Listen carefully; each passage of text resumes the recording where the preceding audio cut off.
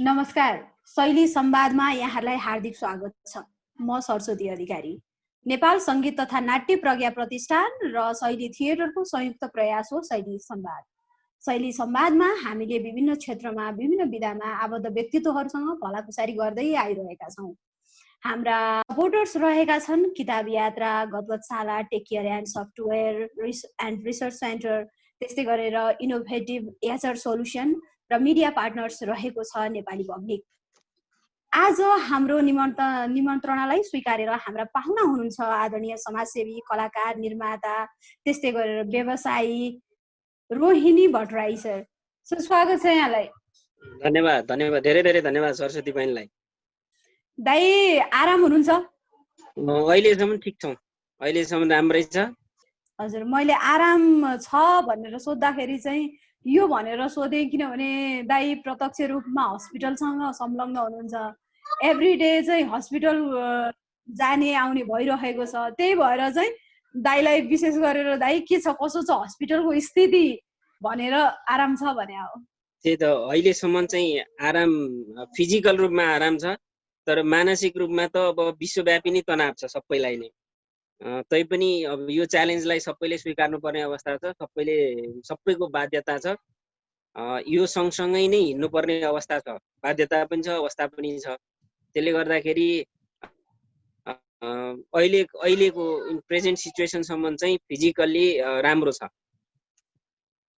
Hospital भन्ने बित्तिकै पहिला र अहिले हस्पिटलमा आबद्ध भनेको व्यक्तित्वहरूसँग समाजले हेर्ने दृष्टिकोण केही फरक भएको छ यो कोभिडले गरेर? अब यस्तो छ, कतिपय कुराहरूमा हुन्छ पनि। मान्छे हस्पिटलमा काम गरेर आउने भनिसकेपछि चाहिँ अब हस्पिटलमा धेरै किसिमका बिरामीहरू, फरक फरक किसिमका बिरामीहरू आउने भएको हुनाले कहीँ कतै कन्टामिनेट छ कि केही हुन्छ कि भन्ने खालको डर त्रास त आफैमा स्वयंमा पनि हुन्छ, त्यहाँमाथि परिवारमा पनि हुने कुरा छ। त्यो बाहेक अरू समाजमा चाहिँ कस्तो छ भने भइसकेका मान्छेहरूलाई पनि जो कोभिड भइसक्नु भएको छ तर हुँदैमा केही हुने अवस्था पनि नहुने, केयर गरेपछि राम्रो हुने कुराहरू हुँदा हुँदै पनि सोसाइटीले चाहिँ कतिजनालाई चाहिँ छेउमा वरिपरि बस्नु नदिने, झ्याल खोल्न नदिने, होइन, बाहिरबाट डेरामा आएर बसेका मान्छेहरूलाई चाहिँ अलिकति यो तिमीहरू यहाँ बस्न पाउँदैनौ भन्ने यस्ता कुराहरू पनि बेला बेला हामी कहाँ आइपुग्छन् गुनासा र हामी चाहिँ स्थानीय प्रशासनसँग कोअर्डिनेसन गरेर त्यस्ता खालका कर्मचारीहरूलाई आएका कुराहरूलाई चाहिँ हामीले अहिलेसम्म मिलाउँदै पनि गएका छौँ। भनेपछि त्रासको सिर्जना छ, समाजमा हेर्ने दृष्टिकोणमा परिवर्तन पनि केही भएकै हो, नभएको पनि होइन। त्यो चाहिँ त्रासका कारणले परिवर्तन भएको हो। तर अब यसले चिजले चाहिँ एउटालाई हुन्छ, हस्पिटलमा काम गर्नेलाई हुन्छ, अरू शिक्षा स्कुल पढाउनेलाई नहुने, अर्थात् कुनै आइटी कम्पनीमा काम गर्नेलाई नहुने, या त अरू कम्पनीमा काम गर्ने नहुने भन्ने खालको चाहिँ हुँदैन। यसले कसैलाई भेदभावै नगर्ने खालको आयो, होइन। यो चाहिँ एक खालको समान व्यवहार पो गर्छ कि क्या हो जस्तो छ यो कोरोनाले। हजुर हजुर दाइ, यहाँको संलग्नता चाहिँ धेरैतिर छ कि, कलाकारितातिर पनि भयो, यहाँले चाहिँ चलचित्रहरू निर्माण पनि गर्नुभयो, टेलिफिल्महरूतिर पनि भयो, त्यसपछि आफ्नै व्यवसाय पनि छ। कसरी भ्याउनुहुन्छ दाइ समय म्यानेज गर्नलाई? समयसँग चल्न खोज्ने हो, कोसिस गर्ने हो म्यानेज गर्नलाई। अब 24 घण्टाको अवधि, होइन, त्यसमा चाहिँ आफ्नो फ्यामिली टाइम पनि हुनु पर्यो, त्यहाँमाथि अब आफूलाई अफिसको टाइम पनि चाहियो। म चाहिँ प्रायः सो अब हस्पिटलमा बिहान 9 बजी लगभग हस्पिटल पुगिसक्छु, बेलुका 5:30-6 बजीसम्म अहिले हस्पिटलमै हुन्छु।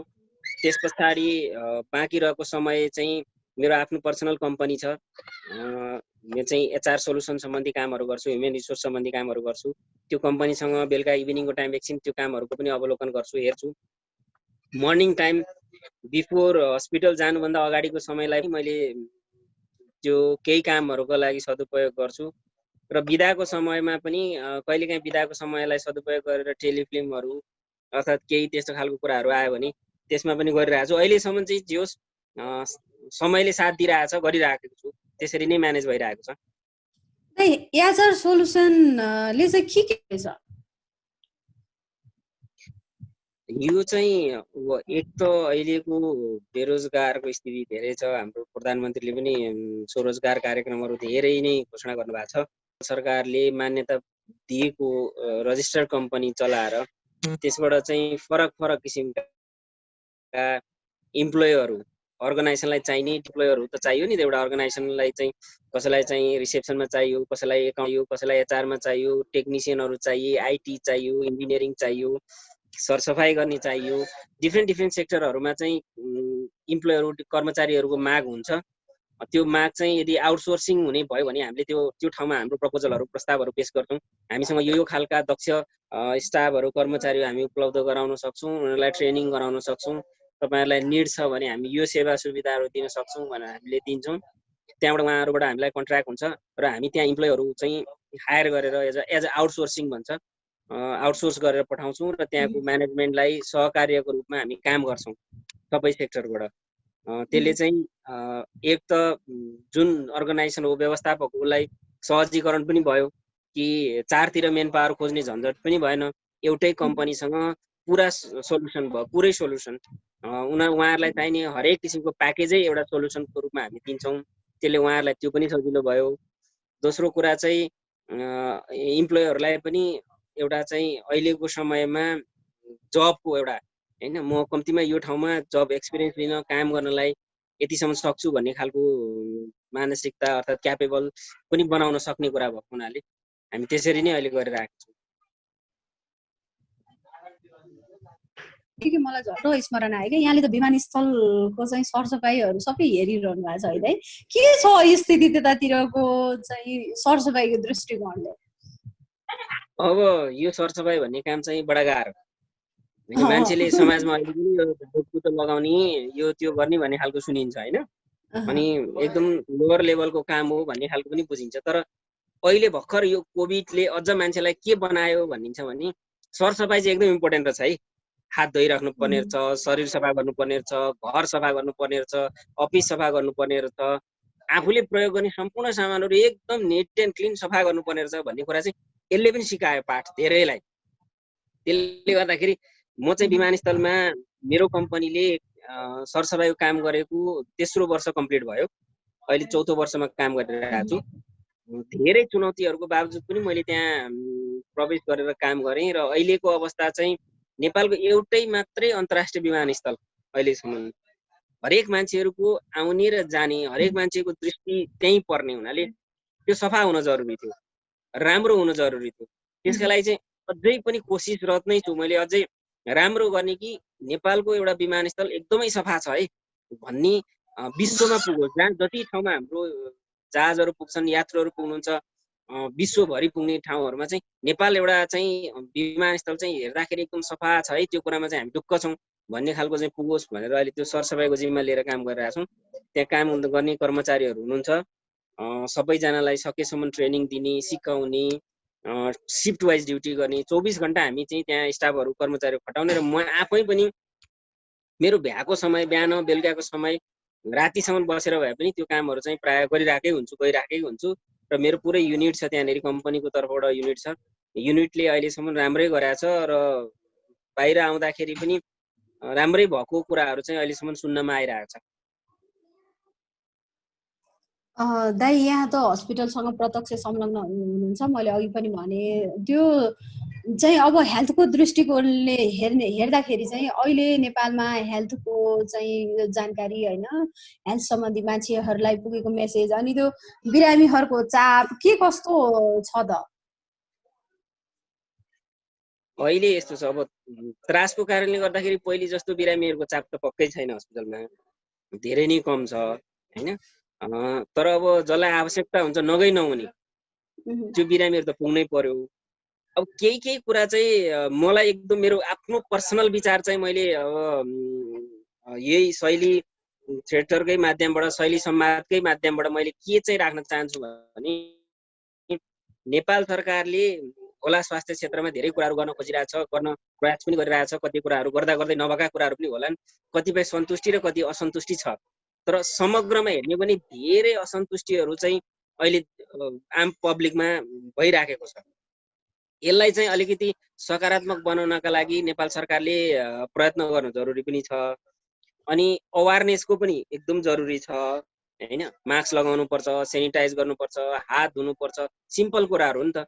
मास्क नै अहिले सबभन्दा सेफ कुरा हो भन्ने कुराहरू चाहिँ आइरहेको छ। अब हामी त अहिले समाजमा मास्क नलाइ बोलेकै छौँ यहाँनिर हैन, अलिकति डिस्टेन्समा छौँ, हामी भिडियो कल गरिरहेको छौँ, त्यही कारणले हामी आफ्नो रुमभित्र आफ्नो बसेर घरमा छौँ। हजुर, घरमा छौँ, त्यो भएर हामी बसेको। तर हामी एकजनाबाट दुईजनामा जाने बित्तिकै कम्पलसरी मास्क लगाउन जरुरी छ, दूरी कायम गर्न जरुरी छ, सरकारले तोकेको मापदण्ड पुरा गर्न त्यो जरुरी छँदैछ। त्योदेखि बाहेकका कुराहरूमा अहिले स्वास्थ्य मन्त्रालयले अर्थात् जो स्वास्थ्यसँग सरोकार हुनुहुन्छ सबैले ध्यान दिनुपर्ने कुराहरू चाहिँ कोभिड कोभिड कोभिड कोभिड भनेर कोभिडको नाम मात्रै हामी जपिरहेका छौँ। अब यो कोभिड सँगसँगै त हामी सबै कुराहरू हाम्रो दैनिकीहरू चलाउनु पर्ने हुन्छ होला। लकडाउनले गर्दाखेरि केही कम होला, केही समय गर्न जरुरी पनि छ र सधैँभरि लकडाउन गरेर यो व्यवहार पनि चल्दैन कसैको। त्यसले गर्दाखेरि एक दिन यो खोलेर जानुपर्ने हुन्छ, फेरि सेम कन्डिसनहरू आउन सक्छन्। त्यसैले गभर्मेन्टले, मेरो एउटा पर्सनल व्यक्तिगत एकदमै विचार चाहिँ के छ भने नेपालमा भएका हरेक जिल्लामा भएका हस्पिटलहरूलाई कोभिड र नन कोभिड हस्पिटलको रूपमा डेभलप गर्नुपर्छ। केही हस्पिटललाई कोभिड र केही हस्पिटल नन कोभिडको रूपमा पनि डेभलप गर्नुपर्ने हुन्छ, ताकि जो कोभिडसँग रिलेटेड छैनन् अर्थात् कोभिड भएका छैनन् ती बिरामीहरू अहिले घरमा खुम्चिएर बसेका छन् कि हस्पिटल जाने बित्तिकै ला त्यहाँ त कोरोना छ कि त्यसले हामीलाई झन् सताउँछ कि भन्ने खालको डर त्रास एकदमै छ।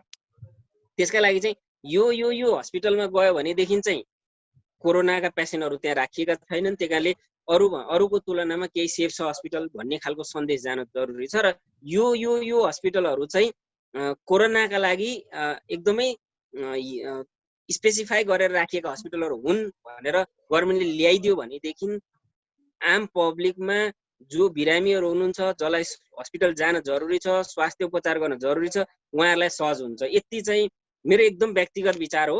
यति गभर्मेन्टले गरिदिन सक्नुभयो भने, सरकारले त्यो चिजलाई अलिकति विचार बनाउन सक्नुभयो भनेदेखि चाहिँ एकदमै राम्रो कुराहरू हुन्थ्यो भन्ने मलाई चाहिँ लाग्छ। हजुर दाइ, समाजसेवामा उति नै अग्रसर हुनुहुन्छ, समाजसेवी हुनुहुन्छ। समाज सेवामा चाहिँ यहाँ कता कता संलग्न हुनुहुन्छ, के काम गर्नु हुँदैछ? समाज सेवा भन्दा पनि म आफूलाई समाजसेवी नै भन्न त त्यति रुचाउन्न। म त गर्न धेरै छ। भर्खर एउटा सानो यत्रो खुड्किलो स्टेप मात्रै चढ्दैछु, एउटा स्टेप मात्रै चढ्दैछु। म चाहिँ केही सामाजिक संस्थानहरूमा चाहिँ आबद्ध छु, जस्तै लायन्स क्लबहरूमा आबद्ध छु। त्यसको माध्यमबाट चाहिँ फरक फरकहरूमा हामी हेर्यौँ। तैपनि सकेसम्म यस्तै भिडियो कलहरूबाट चाहिँ हामीले अवेरनेसको प्रोग्रामहरू चाहिँ गरिरहेको छौँ। ठाउँ ठाउँमा चाहिँ हामीले आई शिविरहरू, आँखाका बिरामीहरूका लागि आँखा उपचारका लागि शिविरहरू चलाउने, हेल्थका बिरामीको लागि हेल्थको शिविरहरू चलाउने, अवेरनेस प्रोग्रामहरू गर्ने, बच्चाहरूको लागि स्कुलमा गएर चाहिँ अवेरनेस प्रोग्रामहरू गर्ने, अलिकति अब अनाथ बच्चाहरूको लागि गर्न सक्ने सहयोगहरू पनि जुटाउने गर्ने। त्यस्तै फरक फरक किसिममा कहाँ के गर्न सकिन्छ, कस्तो खालको कुराहरू आउँछ, त्यसमा चाहिँ सकेसम्म एउटा व्यक्तिगत नभएर सामूहिक रूपमा इन्भल्भमेन्ट गराउँदै जाने। त्यस्तो अब रक्तदानका कार्यक्रमहरू गराउने हैन। फरक फरक ठाउँहरूमा चाहिँ हामीलाई त रगतको कति आवश्यकता भइरहेको हुन्छ, अनि ती रक्तदानका प्रोग्रामहरू चलाउने, ती चिजहरूमा चाहिँ अलिकति अहिलेसम्म गरिराखेकै छु त्यो हिसाबले। दाइको अब कलाकारितातिर आउँ है। दाइको कलाकारिता यात्रा कसरी सुरु भयो? अब यो बडा रमाइलो पक्ष छ क्या यसमा चाहिँ। अलि म रमाइलो पनि गर्नुपर्ने मान्छे, अनि स्कुल जीवनदेखि नै अलिअलि स्टेजमा गएर चाहिँ आए पनि नआए पनि कनेर भए पनि उफ्रिने गर्ने, ड्रामाहरू गर्ने, मेरो दाइहरूसँग सँगसँगै लागेर चाहिँ सानो सानो यत्रो रोल दिए पनि पछि धोती मात्रै समाउने भए पनि रोल गर्न मन लाग्ने होइन। त्यस्तो गर्दै गर्दै गएँ। अब स्कुल जीवन पछि अब कलेज पढ्दाखेरि अलिअलि स्टेज नाटकहरू गरियो, सडक नाटकहरू केही गरियो विभिन्न संस्थानहरूका। त्यस पछाडि चाहिँ सन्तोष पन्त दाई, मेरो यो कलाकारिता क्षेत्र गुरु नै सन्तोष पन्त दाई हो। सन्तोष पन्त दाईले मलाई अवसर दिनुभयो हिजो आजका कुराबाट, र मैले हिजो आजका कुराबाट अलिक समयसम्म काम गरेँ। त्यस पछाडि अरू विभिन्न सिरियलहरू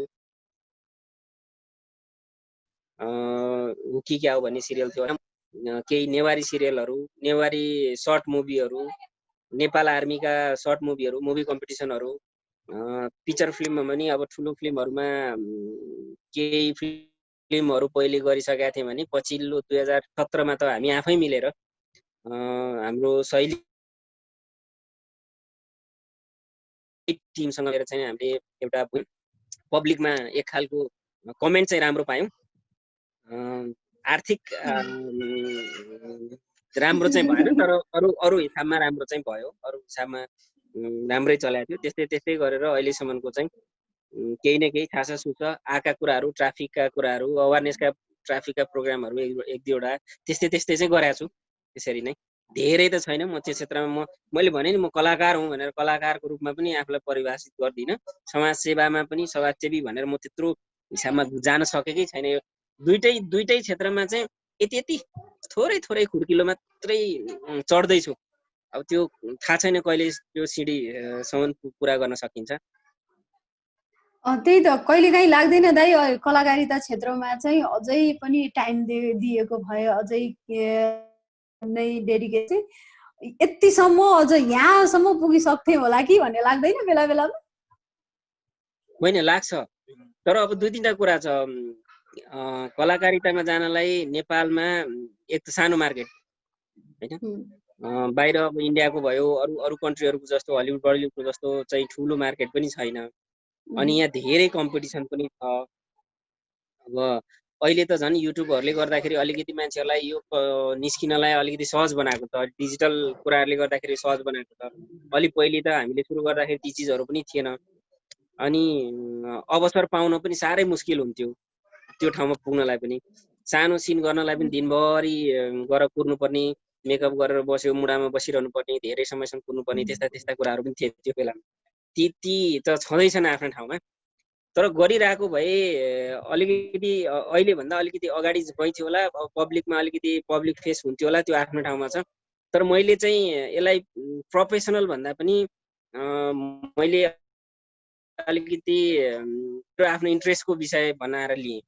मलाई यो ठाउँमा गर्न मेरो भित्रबाट आएको इच्छा हो।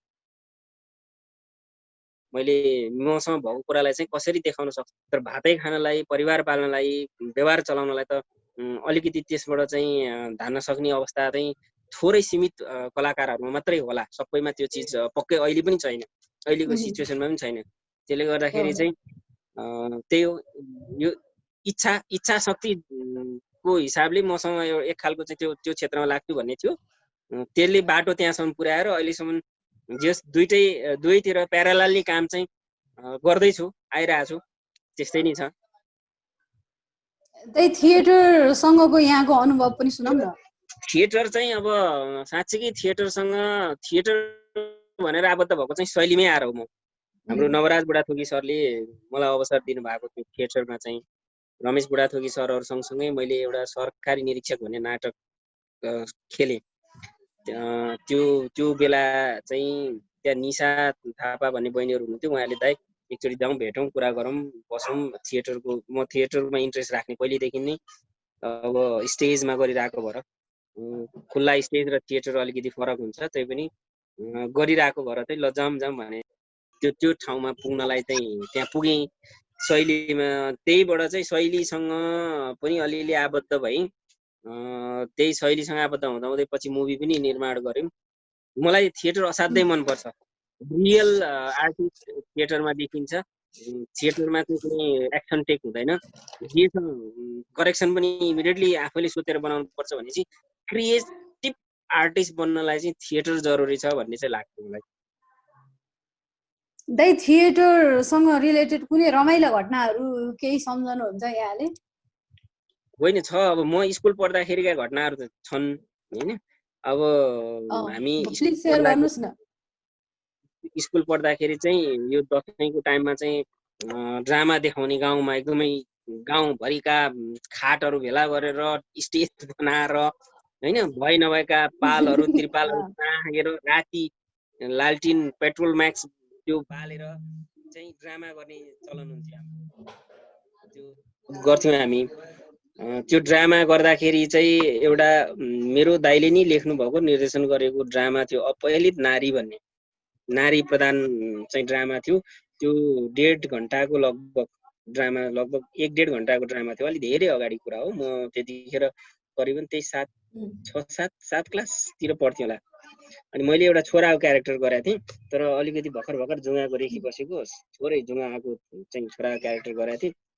र त्यो सँगसँगै त्यो क्यारेक्टर निभाउँदै के भइदियो भने हामी गर्दैथ्यौँ, अर्को क्यारेक्टर जो पुलिस भएर खेल्नुपर्ने क्यारेक्टर हो, अचानक उहाँ उपस्थित भइदिनु भएन, अनुपस्थित भइदिनु भयो। त्यतिखेर अब उहाँको डायलग पनि तुतै आफूले कन्ठ पार्नु पर्ने र डबल रोल पनि गरिहाल्नु पर्ने। स्टेजबाट ब्याक जाने बित्तिकै पर्दा लाग्ने बित्तिकै तुरुन्तै ड्रेस चेन्ज गरेर जुगासँग लाएर आइहाल्नु पर्ने। अलिकति जुगा टक्क भएको चाहिँ अलिकति हवलदार, अलिक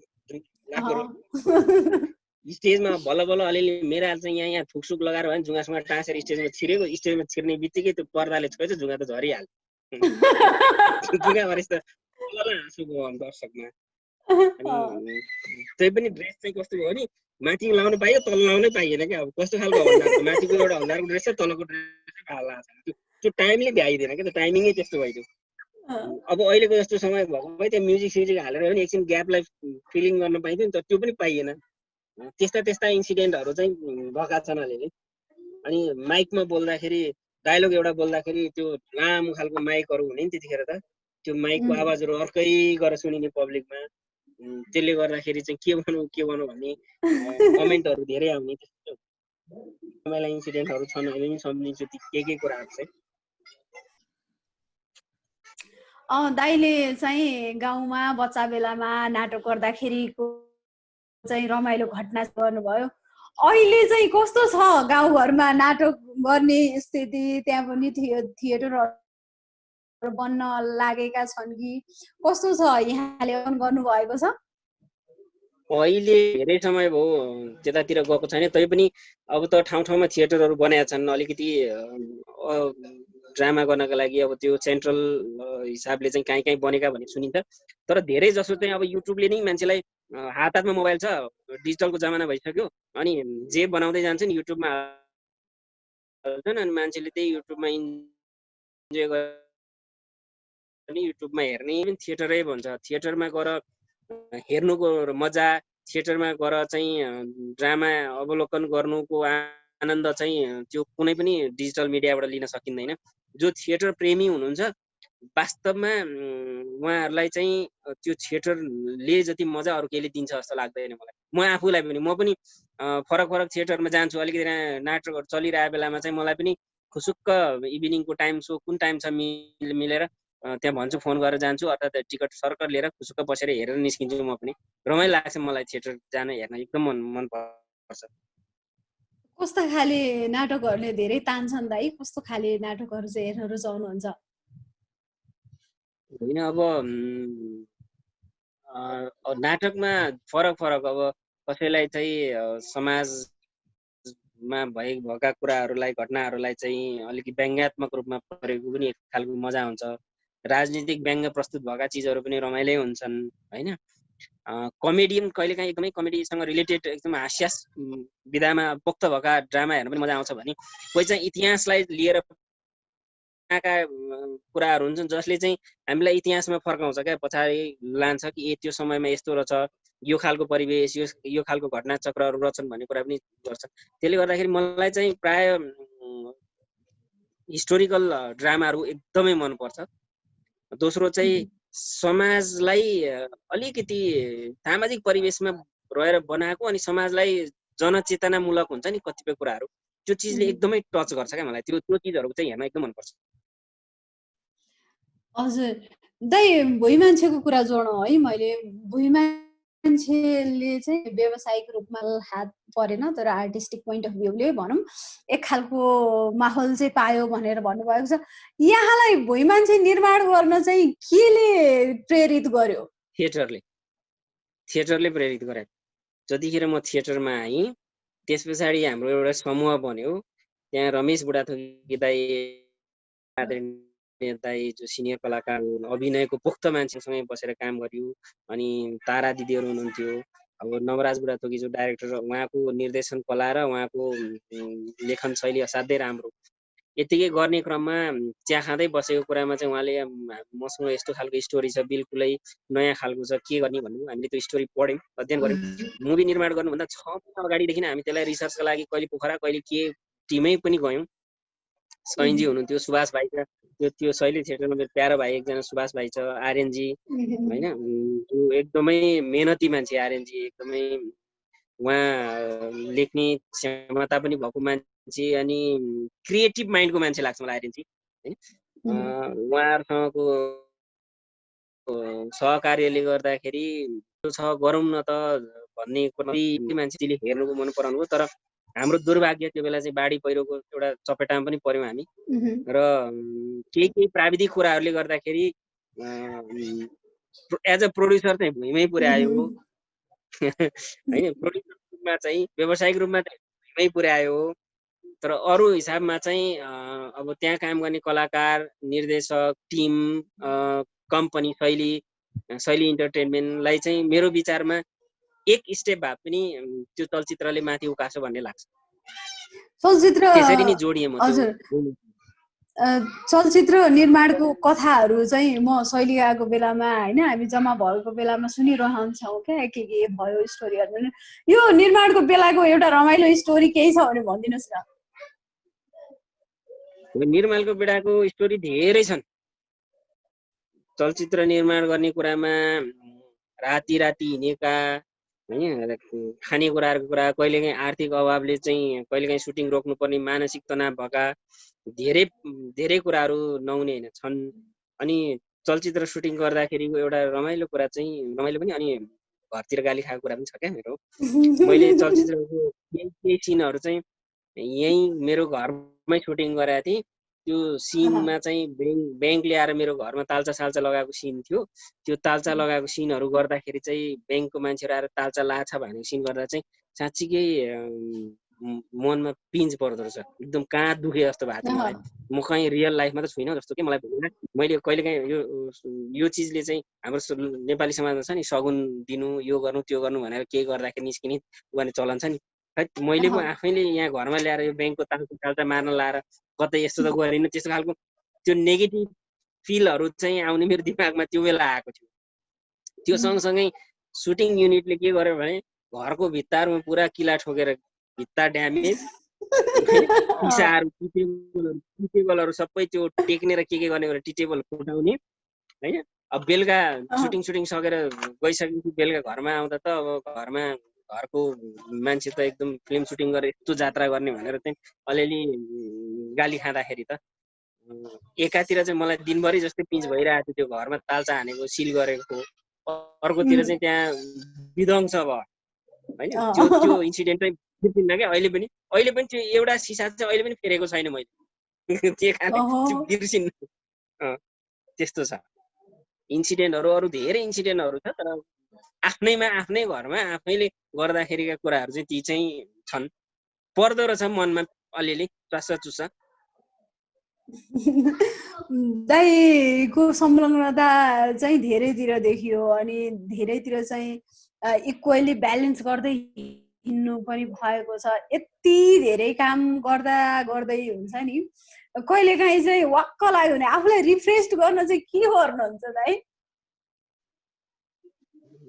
म त त्यही हो, रिफ्रेस फ्यामिलीसँग आइसकेपछि, घरमा आइसकेपछि त्यसै पनि रिफ्रेस हुन्छ। बुवा आमा होइसिन्छ मसँग, बाबुहरू, वाइफ, घरमा आइसकेपछि बच्चा बच्ची त्यो देखेर त्यो मेरो बानी चाहिँ के छ भने बाहिर जतिसुकै प्रेसर भए पनि त्यो प्रेसरलाई बाहिरै छोडेर आउने, नल्याउने घरसम्म होइन, त्यो स्ट्रेस नभोग्ने। कहिलेकाहीँ त अलिअलि कुराले हुन्छ नै, तैपनि घरमा आइसकेपछि बच्चाहरू सबै देखेपछि अटोमेटिकली जान्छ। त्यसका लागि यो नै जाने अर्थात् कहीँ जाने, कतै गएर चाहिँ त्यो कुरालाई रिफ्रेस गर्ने भन्ने चाहिँ छैन। कहिलेकाहीँ मुभी हेर्न जान्छु, कहिलेकाहीँ मुभी चल्दाखेरि चाहिँ अलिक राम्रो इन्ट्रेस्टेड मुभीहरू आएको छ भनेदेखि चाहिँ होइन आज साँच्चीकै भयो ल एउटा सो चाहिँ मुभी हेर्न जाने भनेर कहिलेकाहीँ जान्छु। कहिले परिवारसहित जान्छु मुभी हेर्नलाई, जाऊँ ल आज स्याटरडे बिदा छ ल जाऊँ भन्यो, कहिलेकाहीँ त्यस्तो चाहिँ गर्छु। त्यतिले पुगिरहेको छ। अहिलेसम्म त्यस्तो धेरै रिफ्रेसमेन्टको लागि अरू ठाउँ खोज्नुपर्ने अवस्था चाहिँ आएको छैन। सानै ठाउँमा छु, त्यो मैले अघि भने नि एउटा खुड्किलोमा मात्रै छु। अब त्यो खुड्किलो बढ्दै गएर स्टेज बढ्दै गयो भने छुट्टै कुरा हो। तर अब भगवानको कृपा, आफूभन्दा ठुला मान्छेहरूको बुवा आमाको आशीर्वाद होइन, सबै परिवार सबै साथीभाइहरूको शुभेच्छाले गर्दाखेरि एउटा खुड्किलोमा छु। अब हेरौँ पछि गएर के हुन्छ। दाइ यत्रो दुःख गरिन्छ होइन, दिन रात खटिन्छ, यहाँ दौडिन्छ वहाँ दौडिन्छ, यो गरिन्छ त्यो गरिन्छ, यो सबै के को लागि? यो यसको लागि भनेर त कहीँ कसैले पनि भन्न सक्दैन। म भन्दा धेरै विश्वका धनी धनी मान्छेहरूले पनि योका लागि भनेर त्यसको लागि व्याख्या गर्न सक्दैनन्। नेपालमा पनि कयौँ धनी मान्छेहरू छन्। हामी त दुई छाक खानलाई सङ्घर्ष गर्ने हो, छोराछोरीलाई पढाउनलाई सङ्घर्ष गर्ने, जुन हाम्रो बुवा आमाले गरिरहनु भयो। त्यही सङ्घर्ष, त्यही परिवार, त्यही चक्र, यो एउटा त्यो चक्रव्यूह हुन्छ नि, त्यो स्टेप, त्यही पुरा गर्नलाई नै हो, अरू के पनि होइन। खान पुगोस्, लाउन पुगोस्, पढाउन पुगोस्, स्वास्थ्य उपचारका लागि पुगोस् भन्नलाई त्यतिकै लागि मात्रै नै दिनकै दौडधप गर्ने हो। हिजो जुन कुरा हाम्रा बुवा आमाले पनि गर्नुभयो त्यही चिजलाई नै हो निरन्तरता। कहिलेकै निरन्तरतालाई दिने मात्रै हो। अर्थात् मान्छेले मैले यो गरेर त केही गर्छु भन्ने त केही सोच्नै सक्दैन नि। त्यो त के गर्छु भनेर गर्नै सक्दैन होइन। मान्छेको जीवन रन्जेलसम्म सङ्घर्ष गर्ने हो जीवन होइन। अगाडि कतिसम्म जान सकिन्छ समाजमा, सकेसम्म राम्रो, कसैलाई पनि नराम्रो नहोस्। कोही पनि यदि कोही शत्रु छ भने त्यसलाई पनि राम्रो होस्, त्यो पनि मित्र बनेर आओस्। मित्र बन्दैन भने पनि उसको जीवनमा नराम्रो चिज केही नहोस् भन्ने चाहना राख्ने नै हो जीवन भनेको। मेरो चाहिँ त्यही खालको चाहना छ, कसैलाई पनि नराम्रो नहोस्, सबैलाई राम्रो होस्, सबैको राम्रो हुनुपर्छ भन्ने चाहिँ त्यही नै हो जीवनको। यो लाने र यो गर्ने, अर्थात् यो भनेर कुनै काल्पनिक यो तयार गरिएको छैन र सायद कसैले पनि गर्दैन होला। दाइको एकदम सुन्दर पक्ष के छ भने, दाइ एकदमै ठुलो मान्छे भन्दा पनि असल मान्छे भन्ने कुरामा बिलिभ गर्नुहुन्छ। त्यो बिहेभियरले हामीलाई पनि ऊर्जा दिइरहेको हुन्छ।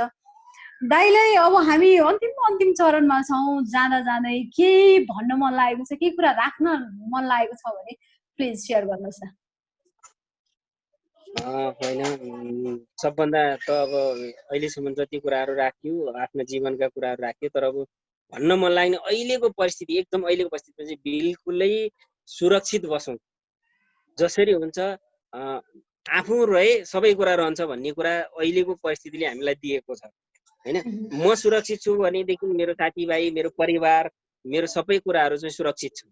म सुरक्षित छु भनेपछि त समाज पनि त्यसले सुरक्षित बनाउने भयो नि त। एउटाले गर्दाखेरि अरूलाई जाने कुराहरूमा चाहिँ एकदमै ध्यान दिउँ, सुरक्षित बनौँ। कुराहरू राख्नुभयो, यहाँका जीवन भोगाएका कुराहरू एकदम हार्ड मिलाउँछ नि, उदाहरण मिलाउँछ कति बेला भन्ने त्यो समय हामीलाई दिनुभयो, त्यसको लागि धेरै धेरै धन्यवाद।